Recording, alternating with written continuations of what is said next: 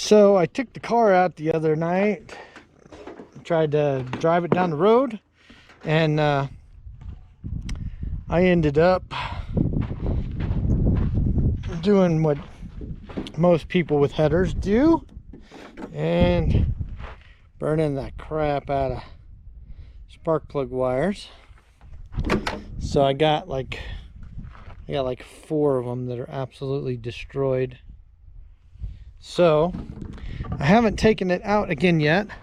I ordered some heat wrap boots for the wires and some heat wrap, and I ordered a exhaust kit to actually do an exhaust up pretty nice and start putting turbo stuff in. So I figured what I could do for a temporary, because I really want to drive it down the road and see what it does, is I have this old fiberglass weave, and I was thinking I'd just cut some pieces of that and wrap it on the spark plug wires, and just kind of clamp them down with some of these metal zip tie things, and then maybe that'll protect me enough to try and get a run down the road. Because I had started, it was running pretty good. It wasn't overheating or nothing, even without a fan. But yeah, so I burned those up.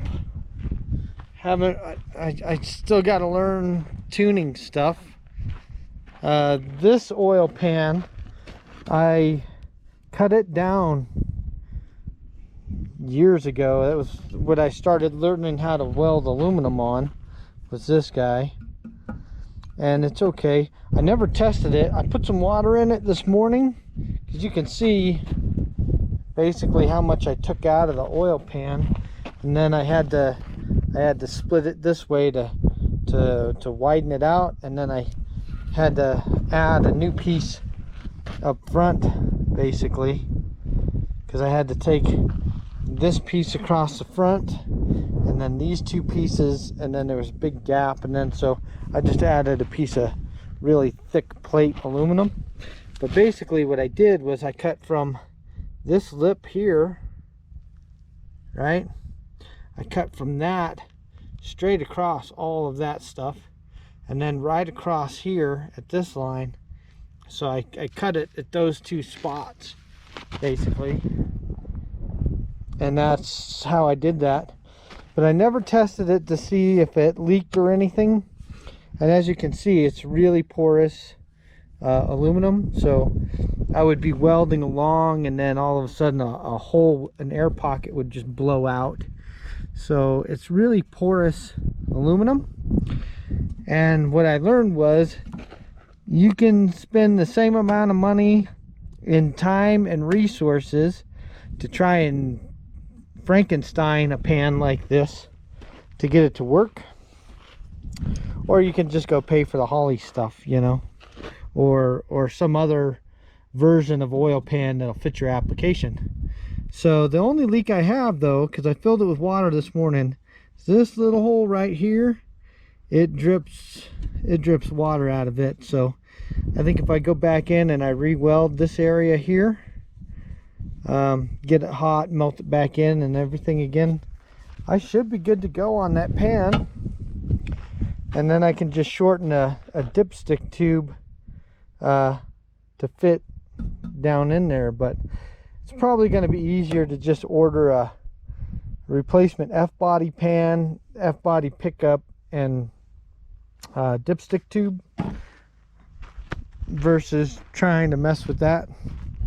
So I may just hold off, but I want to kind of button that engine up to seal it off, and I need to get working on that engine, cleaning it up, getting it nice and prettied. So anyhow, I gotta try and figure out a radiator fan situation on the Trans Am, and just so happens my dad has this dual fan set up from it's a Volkswagen Jetta, I believe, a TDI, And it's weird because it's got this little belt that goes over. This one's just kind of like on a bearing type deal in there. And then so it all drives off of here, I think. But it's just this fan has that belt, and then the belt goes over to this one and it spins the second one. So it should be fairly efficient. I really don't know how much. I honestly don't know if it's going to move enough air because it's so small compared to the size of that radiator. But it might move enough. I mean, I haven't had it overheat yet, except for having air bubbles in the system, which I think I've got that eliminated. But then I should be able to mount these fans, maybe figure out a way to mount them, or I don't know if it's worth it. Maybe I can just go down to the U-Pool yard and find just a great big fan or something, I don't know. But yeah, so I got to figure out a fan situation for the Trans Am, so I can get that to cool, because I really don't want to I really don't want to go driving off down the highway and stuff and not have a fan.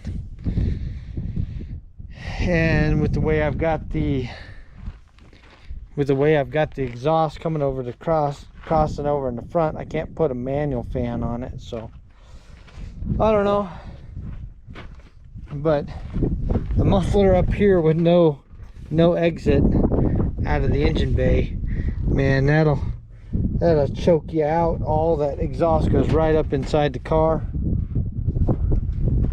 So I gotta figure something else out. I mean, it sounds good and all, but basically I wanted to just get it fired up and started and see how it ran and all that stuff. And I knew I would need to order a exhaust kit so I can do stuff right. And then I think I'm going to throw the GT45 on it as a single turbo, and probably step up to some bigger injectors. I think I'll go with some flex fuel and maybe some decap flex fuel injectors. And they should be up somewhere around the 70 something pound an hour, which that'd be pretty decent power. That should get me 700-800 horse, I think, capable.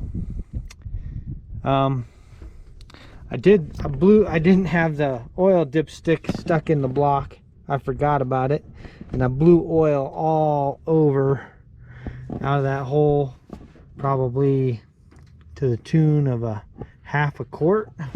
So I got oil all down the underside of the car and all that stuff, but I'll get it figured out.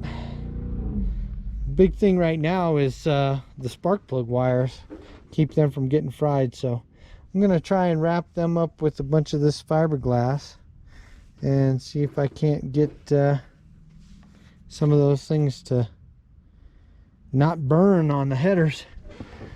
I think this one in the back is okay. I don't think it's gonna get burned, but everywhere they touch, here, this one here, this one here, you can see where they're all melted on and stuff. I'll go ahead and wrap them everywhere they touch the headers, which I think is pretty much all of these ones. This one's burned really bad too. So I'll go ahead and I'll wrap up some spark plug wires and see if I can't get some better performance out of them. Something, at least be able to drive down the road and give it a decent test drive. And I think I might have to put some more water in it. I don't know. I think I might need a new radiator cap. But yeah, the water's what, 3 inches low, 4 inches low in the radiator. That's not too bad, I guess. But I think I don't think this cap is sealing the way it's supposed to. So I think I need a better cap, a new cap or something. I don't know. So, yep, that's where I'm at on this guy. camera just died. Man, I got some adrenaline going. Woo! She gets it rips. No fan. She's still idling at 197. Good AFR. Could use out leaning it out at idle. But she's running good. See if I can get some rooster tail.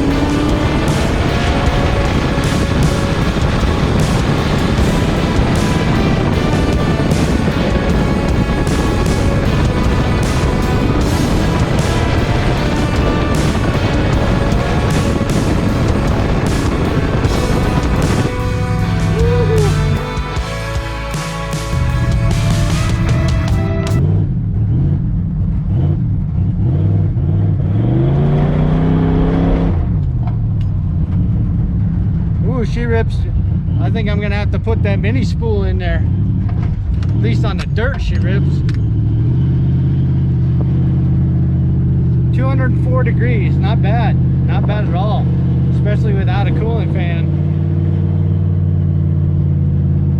I think she's just about ready to go to the drags. I'm gonna park her right here in the shade for a few.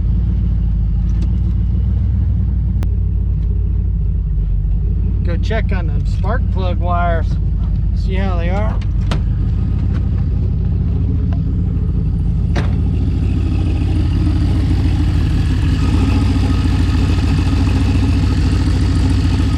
I don't know.